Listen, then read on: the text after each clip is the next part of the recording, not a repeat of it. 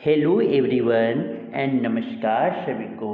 हम लोग देखेंगे झारखंड बोर्ड क्लास 10 के साइंस का इम्पॉर्टेंट एमसीक्यू ऑब्जेक्टिव क्वेश्चन जो आपके पूरे विज्ञान का, पूरे केमिस्ट्री, पूरे रसायन विज्ञान का, यहाँ पे रासायनिक विज्ञान का पूरे क्वेश्चंस यहाँ पे देखेंगे चैप्टर 1 से चैप्टर 4 का, जो आपके डायरेक्टली 20 फरवरी को एग्जाम में ऑब्जेक्टिव के क्वेश्चन देखने को मिल जाएंगे। तो चलिए बिना लेट किए हुए 20 तारीख के सारे एमसीक्यू यहाँ पे करते हैं। तो यही क्वेश्चंस वहाँ पे दिखेंगे आपको, यही क्वेश्चंस वहाँ दिख सकते हैं आपके एग्जाम के पेपर में। तो चलिए बिना लेट किए हुए पहला क्वेश्चंस यहाँ पे बोला जाता है कि नीचे दी गई अभिक्रिया के संबंध में कौन सा कथन सत्य है। तो शिक्षा जो है यहाँ पे लेड ऑक्साइड जब कार्बन से रिएक्ट करता है तो लेड और कार्बन डाइऑक्साइड बनाता है, मतलब कि लेड से क्या हो रहा है, ऑक्सीजन हट जा रहे हैं और कार्बन में ऑक्सीजन जुड़ जा रहा है सर। तो शीशा यहाँ पे जो हो रहा है अपचयित हो रहा है और आपके कार्बन डाइऑक्साइड जो है वो उपचयित हो रहे हैं। तो यहाँ पे लेड ऑक्साइड जो अपचयित नहीं हो रहा है, ये आपकी कार्बन उपचयित हो रहा है। कार्बन जो है वो कार्बन क्या हो रहे हैं, उपचयित हो रहे हैं। और आपके सर यहाँ पे तो ऑप्शन मिलाओगे तो ए एंड बी दिखे सर, ए एंड बी कि आपके जो हो जाएगा आंसर सही हो जाएगा, ऑप्शन आपकी 1 हो जाएंगे कि आपका जो हो जाएगा क्या कि शीशा जो है अपचयित हो रहे हैं और कार्बन डाइऑक्साइड जो है उपचयित हो रहा है, ऑप्शन 1 हो जाएंगे, ऑप्शन 1 हो जाएगा। जिससे ऑक्सीजन हट रहे हैं उसे अपचयित बोल रहे हैं और जिसमें ऑक्सीजन जुड़ रहा है उसे उपचयित बोल रहे हैं, तो ऑप्शन 1 होगा। नेक्स्ट आपकी sir which statement is incorrect regarding the reaction given below. तो lead is getting reduced and carbon dioxide is getting oxidised, option A and B, मतलब कि फर्स्ट ऑप्शन सही हो जाएंगे, ए एंड बी वाले। Next question बोला जाता है कि फेरिक ऑक्साइड, यही थर्मिट रिएक्शन है, याद रखिएगा थर्मिट अभिक्रिया है कि F2O3 जब अल्युमिनियम के साथ रिएक्ट करता है, अभिक्रिया करता है तो Al2O3 अल्युमिनियम ऑक्साइड और साथ में क्या बनता है, आयरन बनता है, लौह बनता है। तो ऊपर दी गई अभिक्रिया किस प्रकार की है, तो ये आपकी विस्थापन अभिक्रिया है। क्या आयरन जो है वो लेस रिएक्टिव है, कमजोर है सर, कम अभिक्रियाशील है, और आपकी अल्युमिनियम ज़्यादा अभिक्रियाशील है। अल्युमिनियम बोलेगा अरे हम तो आ गए, तो बोलेगा हाँ प्रभु बैठो बैठो हम जा रहे हैं, क्योंकि आयरन यहाँ पे जो है कम अभिक्रियाशील है और आपके अल्युमिनियम जो है ज़्यादा है, तो अल्युमिनियम ऑक्साइड। तो क्या किया आपके अल्युमिनियम ने आयरन को डिस्प्लेस कर दिया, विस्थापित कर दिया उनके यौगिक से, और क्या बना लिया, अल्युमिनियम ऑक्साइड और आयरन बना लिया। क्या हो जाएगा, विस्थापन अभिक्रिया, ऑप्शन डी हो जाएंगे displacement reaction sir, option D हो जाएंगे। Next question master, next question जो बोला जाता है मास्टर, नेक्स्ट क्वेश्चन जो है कि निम्नलिखित में से कौन सा भौतिक परिवर्तन नहीं है। तो यहाँ पे भौतिक परिवर्तन नहीं मतलब रासायनिक परिवर्तन होना चाहिए। तो आपकी सर आपकी क्या द्रवित पेट्रोलियम गैस का दहन, जलाना, कंबसन कर रहे हैं ना पेट्रोलियम का, तो ये आपकी भौतिक गुण नहीं है, ऑप्शन बी हो जाएंगे कि combustion of liquefied petroleum gas. आपकी एलपीजी गैस जो घर में जला रही हो ना, वो कंबसन कर रही हो, मतलब क्या बन रहा है, ये रिएक्शन हो रहा है सर। बुटेन को आप जला रही हो ऑक्सीजन के प्रेजेंस में, तो क्या बनते हैं, कार्बन डाइऑक्साइड और आपके जल बनते हैं, और साथ में ऊष्मा हीट देता है। तो ये आपकी ये रासायनिक परिवर्तन है, ना कि आपके भौतिक परिवर्तन। क्या है, रासायनिक परिवर्तन है ये, ऑप्शन बी आपके सही आंसर हो जाएंगे। नेक्स्ट क्वेश्चन कि निम्नलिखित में से कौन से प्रक्रम में रासायनिक अभिक्रियाएं होती है। निम्नलिखित में से कौन से प्रक्रम में रासायनिक अभिक्रियाएं होती है, तो रासायनिक अभिक्रिया किसमें होगा सर, उच्च ताप पर वायु की उपस्थिति में कॉपर की तार को गर्म करना। तो ये आपके रासायनिक अभिक्रिया, इसमें पूछा कि आपकी ये निम्नलिखित में से कौन से प्रक्रम रासायनिक अभिक्रियाएं होती है, केमिकल रिएक्शन टेक्स प्लेस। तो उच्च ताप पर जो वायु की उपस्थिति में कॉपर की तार को गर्म करते हैं, वायु का द्रवीकरण ये तो नहीं, एक गैस सिलेंडर में निम्न दाब पर ऑक्सीजन का भंडारण नहीं, खुले में पेट्रोल, ये नहीं। उच्च ताप पर जो वायु की उपस्थिति में कॉपर की तार को जो गर्म कर रहे हैं ना, वो ऑक्सीजन के प्रेजेंस में वो रिएक्शन कर रहा है, ऑप्शन सी हो जाएंगे, heating of copper wire in the presence of air at high temperature. तो ये क्या होता है, ये जो आपके रासायनिक अभिक्रिया के गुण हैं। आपके नेक्स्ट क्वेश्चन सर क्वेश्चन 5 बोला जाता है कि जल का विद्युत अपघटन एक अपघटन अभिक्रिया है। जल के विद्युत अपघटन में मुक्त हुई हाइड्रोजन एवं ऑक्सीजन गैस का मोलर अनुपात होगा। Electrolysis of water is a decomposition reaction, कि आपके जो जल का विद्युत अपघटन है वो अपघटन अभिक्रिया है। The molar ratio of hydrogen and oxygen gas liberated in the electrolysis of water. तो सर वाटर को पानी को विद्युत धारा पास करवाएं, विद्युत दे के उसको तोड़े तो H2 और क्या बना, O2 बना। अब रिएक्शन को तो संतुलित करना होगा ना, तो 2 यहाँ लगाएंगे तो 2 यहाँ भी लगाना पड़ेगा। तो यहाँ से समझिएगा 2 मोल पानी को जल को जो तोड़ते हैं विद्युत धारा पास करवाते हैं तो 2 मोल क्या मिलता है H2 और 1 मोल क्या मिलते हैं आपकी O2 मिलते हैं। तो दोनों का रेशियो जो होगा वो क्या आएगा, और हाइड्रोजन और ऑक्सीजन 2:1 आएगा। 2 मोल हाइड्रोजन मिल रहे हैं सर और 1 मोल आपका ऑक्सीजन मिल रहा है। ऑप्शन डी हो जाएंगे मास्टर, ऑप्शन डी हो जाएगा।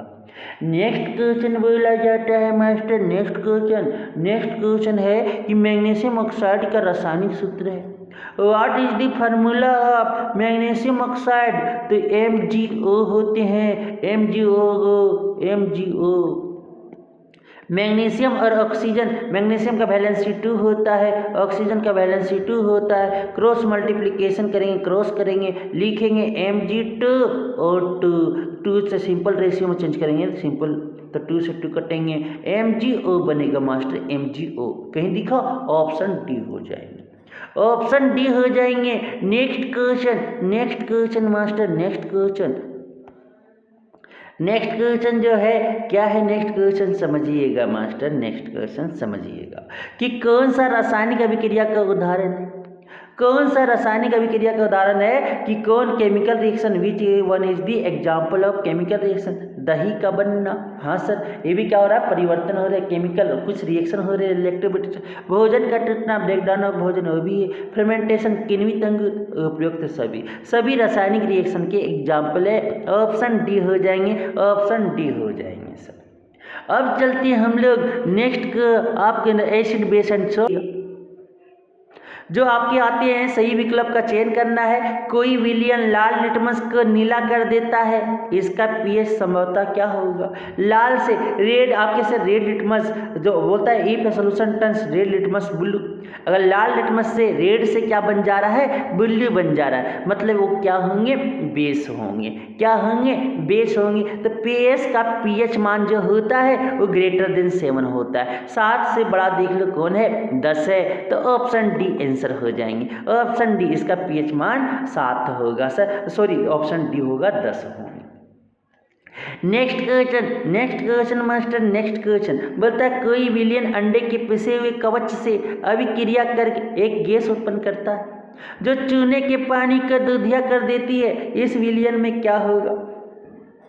कि एक सॉल्यूशन है जो ग्राउंड एग सेल से क्या करता है, वो रिएक्ट करता है और प्रोड्यूस करता है gas which turn lime water milky, जो लाइम वाटर को दूध सा बना देता है, वो आपकी सॉल्यूशन कौन है। तो सर अंडे में, पिसे हुए अंडे में कैल्शियम कार्बोनेट होता है और उसमें जब HCl एसिड से रिएक्ट करवाती हो तो यहाँ से बनता है कैल्शियम क्लोराइड और साथ में बनते हैं जल और बनते हैं कार्बन डाइऑक्साइड। एक कार्बन डाइऑक्साइड को जब आप सर चूने के पानी में लाइम वाटर में लेके जाते हो तो वो दूधिया बना देता है, आपकी मिल्की बना देते हैं वाटर को। क्या हो जाएगा, ऑप्शन बी हो जाएंगे, हाइड्रोक्लोरिक अम्ल से रिएक्ट करवाते हैं, ऑप्शन बी हो जाएगा। नेक्स्ट क्वेश्चन बोला जाता है क्या कि सोडियम हाइड्रोक्साइड का 10 मिलीलीटर विलियन HCl के 8 मिलीलीटर विलियन से पूर्णतः क्या जाता है, उदासीन। तो आपको पता है बेस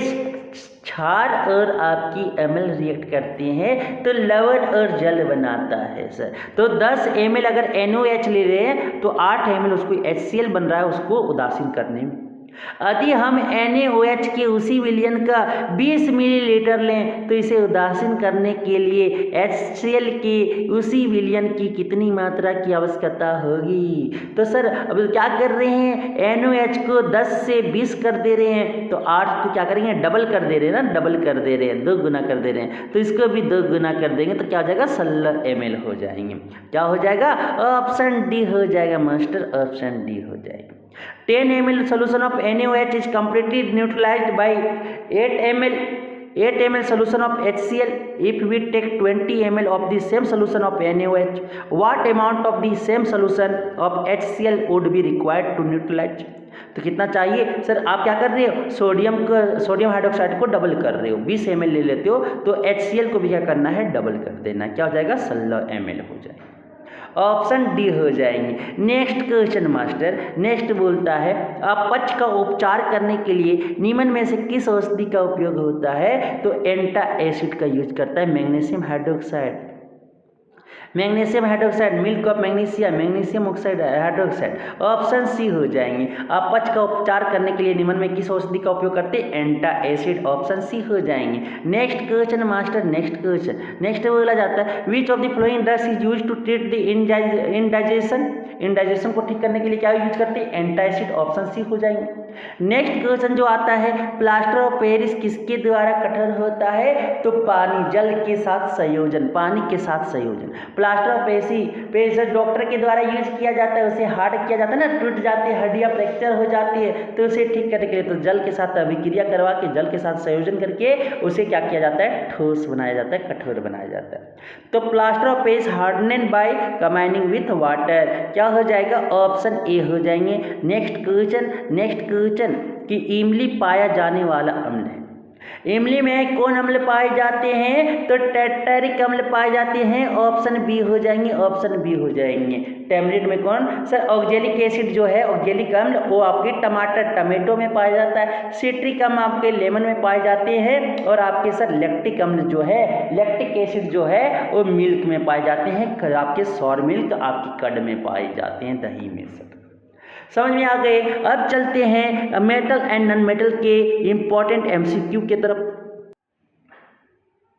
धातु एवं अधातु के इंपॉर्टेंट एमसीक्यू देखेंगे। तो पहले बार बोलता है कि सीने बार किसका आयस्क है, और जो सीने बार है किसका है, तो पारा मरकरी का है सर, ऑप्शन 2 हो जाएंगे, ऑप्शन 2 सही आंसर हो जाएंगे। नेक्स्ट क्वेश्चन कि तांबा और जास्ता के मिश्र धातु के कहते हैं, कॉपर एंड जिंक का जो मिश्र धातु होता है उसको हम ब्रास कहते हैं, ब्रास कहते हैं, ब्रास कहते हैं, ऑप्शन 1 पित्तल कहते हैं।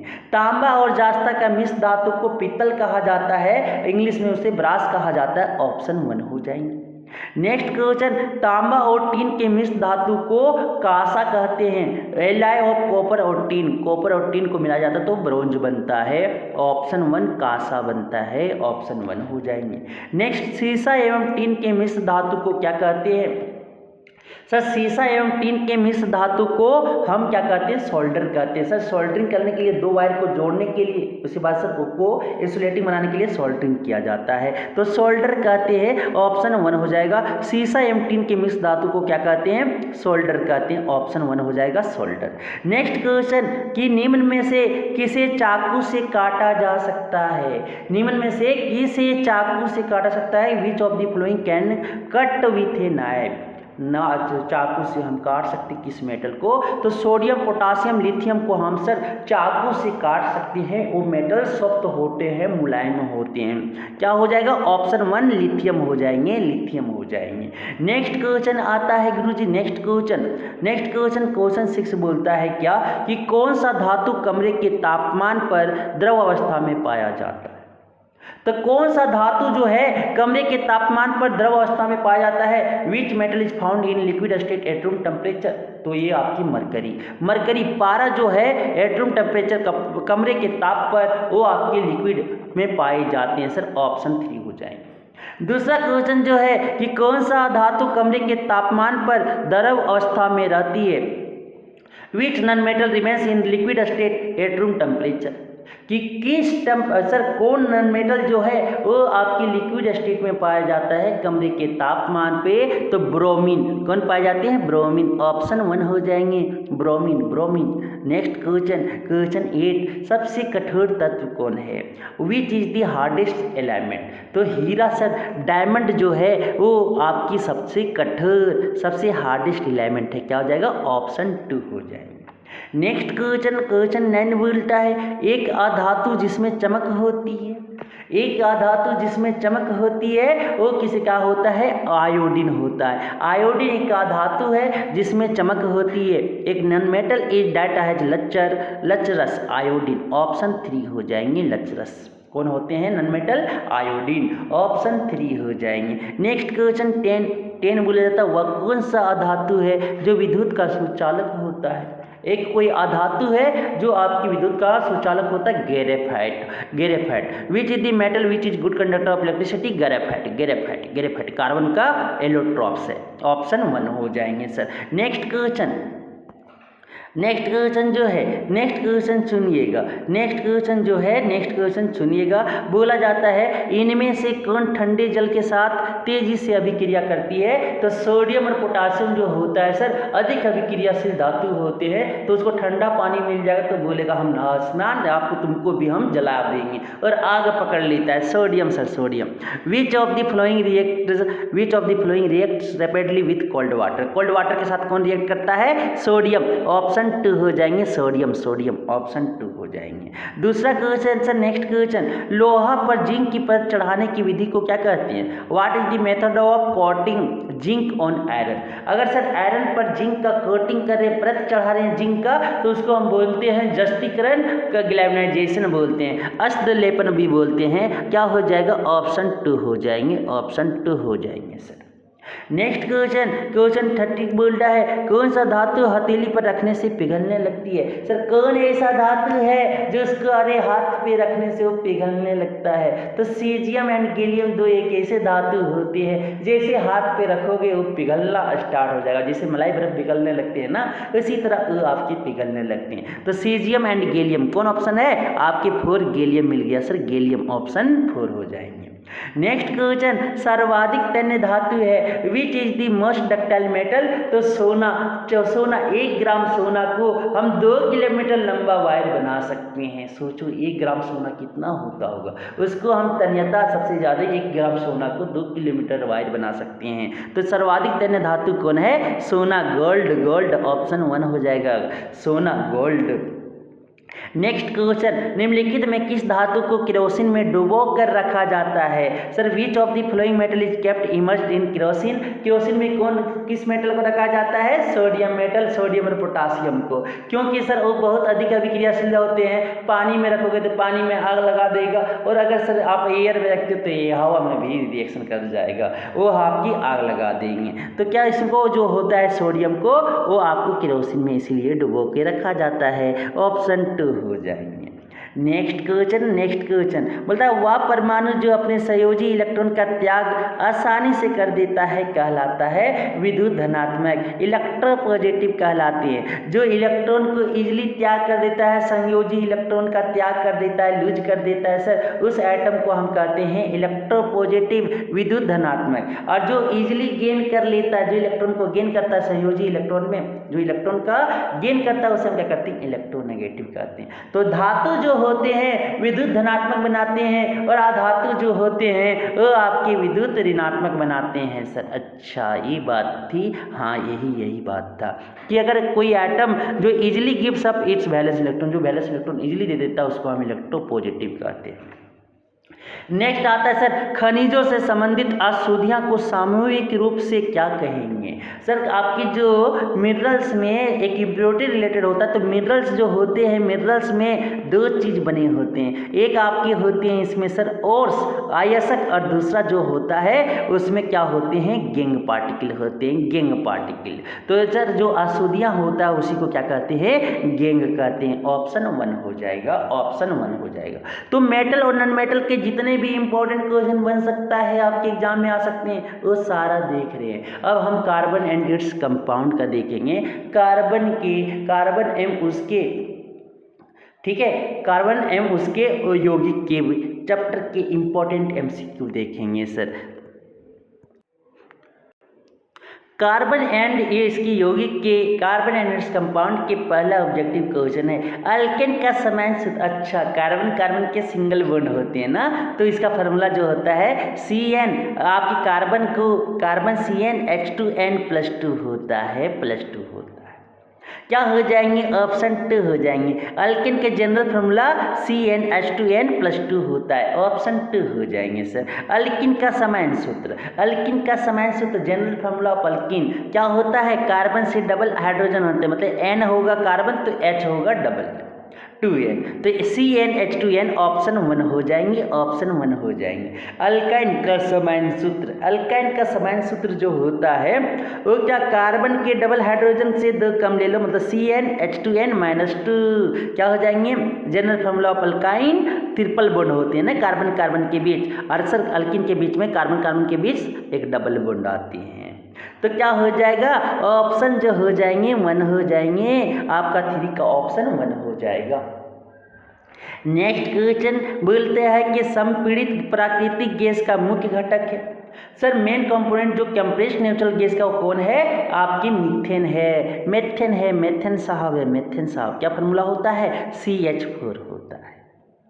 क्या हो जाएंगे? ऑप्शन 1 हो जाएंगे सर। नेक्स्ट क्वेश्चन बेंजीन का अणुसूत्र है, बेंजीन का अणुसूत्र कौन है? तो बेंजीन का अणुसूत्र जो होता है C6H6 होता है सर। इसके जो स्ट्रक्चर होते हैं, स्ट्रक्चर जो होते हैं, स्ट्रक्चर कुछ इस तरह के होते हैं सर। तो कुछ दिखा? ऑप्शन 1 दिखा सर। मॉलिक्यूलर फार्मूला जो बेंजीन का होता है वो C6H6 होते हैं, ऑप्शन 1 हो जाएंगे। नेक्स्ट क्वेश्चन जो है आपका कि समजात श्रेणी के क्रमागत 2 सदस्यों के परमाणु भार में कितना अंतर होता है? समझा सर। होमोलोगस सीरीज में कंजिक्यूटिव मेंबर्स के एटॉमिक मास में कितना डिफरेंस होता है? तो CH2 होते हैं, एक कार्बन 2 हाइड्रोजन। कोई दिखा? ऑप्शन 1 दिख गए, ऑप्शन 1 सही आंसर हो जाएंगे सर। नेक्स्ट क्वेश्चन 7 बोलता है निम्न में कौन अल्डिहाइड है जिसमें CHO साहब को पहचानो, CHO साहब को पहचानो कि किनारे पे कहाँ CHO साहब बैठे हैं। तो जहाँ पे CHO साहब जी बैठे हैं वो अल्डिहाइड कहलाएंगे। तो देखो CHO, ये आपके CHO साहब बैठे, क्या बोले थे? COOH अगर बैठे हैं तो क्या बोलेंगे? कार्बोजेलिक अम्ल। अगर OH साहब बैठेंगे, OHG बैठे हैं तो अल्कोहल होगा। और अगर COOH अगर बैठे हैं तो क्या होंगे? वो कीटोन होंगे सर। सॉरी, COOH अगर बैठे हैं तो कार्बोजेलिक अम्ल होंगे। CHO साहब बैठे हैं, CHO साहब, तो ये क्या होगा? अल्डिहाइड होगा। तो ऑप्शन 3 हो जाएंगे अल्डिहाइड का ऑप्शन। इसका सर कॉमन नाम जो होता है फॉर्मल्डिहाइड, और इसका सर आपकी IPAC नेम जो होते हैं वो आपकी क्या होते हैं? मिथेनॉल होते हैं। ऑप्शन 3 हो जाएगा, ऑप्शन 3। नेक्स्ट क्वेश्चन बोला जाता है निम्न में कौन कीटोन है? तो CO साहब बीच में बैठे होंगे, CO साहब अगर बीच में बैठे हैं तो एक कीटोन है, कीटोन है। कहीं पे देखो CO साहब कहाँ बीच में बैठे हैं? CO साहब को पहचानो, CO साहब बीच में बैठते हैं। तो ऑप्शन देखो बीच में जो बैठे हैं सर वो आपकी ऑप्शन 2 दिखा। ये क्या है? बुटेनोन का है। क्या हो जाएगा? ऑप्शन 2 हो जाएंगे, ऑप्शन 2 हो जाएंगे। नेक्स्ट सर CHO प्रक्रियात्मक समूह को क्या कहते हैं? CHO मतलब अल्डिहाइड है, अल्डिहाइड प्रक्रियात्मक समूह है। क्या what is the CHO functional group called? Aldehyde कहते हैं, ऑप्शन 1 हो जाएगा, ऑप्शन 1 हो जाएगा सर। नेक्स्ट क्वेश्चन 10 बोलता है COOH प्रक्रियात्मक समूह को क्या कहते हैं? What is the COOH functional group called? COOH functional group को क्या कहते हैं? तो हम सर क्या COOH साहब है, COOH साहब मतलब कार्बोजेलिक एसिड है, कार्बोजेलिक एसिड। ऑप्शन 4 हो जाएंगे, ऑप्शन 4 हो जाएंगे सर। नेक्स्ट क्वेश्चन की ओर चलते हैं। नेक्स्ट क्वेश्चन सर बोला जाता है नेक्स्ट क्वेश्चन में कि अगर OH प्रक्रियात्मक समूह है तो उसको क्या बोलेंगे? अल्कोहल बोलेंगे। OH फंक्शनल ग्रुप अगर बैठे हैं, OH साहब बैठे हैं ना, तो अल्कोहल का है, अल्कोहल का है, ऑप्शन 3 हो जाएंगे। अगर CO साहब है, CO साहब दोनों तरफ डैश हो और CO ऐसे हो भी बीच में। तो कीटोन है सर, कीटोन है, कौन है? कीटोन साहब है, कीटोन, कीटोन COG बैठे हैं ना, तो कीटोन होंगे। ऑप्शन 1 हो जाएगा, ऑप्शन 1 हो जाएगा। तो इस तरह से हम केमिस्ट्री के सारे इंपॉर्टेंट क्वेश्चन MCQ जो आपके एग्जाम में बन सकते हैं सर, वो मैं यहाँ पे कर रहा हूँ। 20 फरवरी से पहले आपके 20 फरवरी को ऐसे ही क्वेश्चन वहाँ देखने को, सेम पेपर देखेंगे सर, सिमिलर।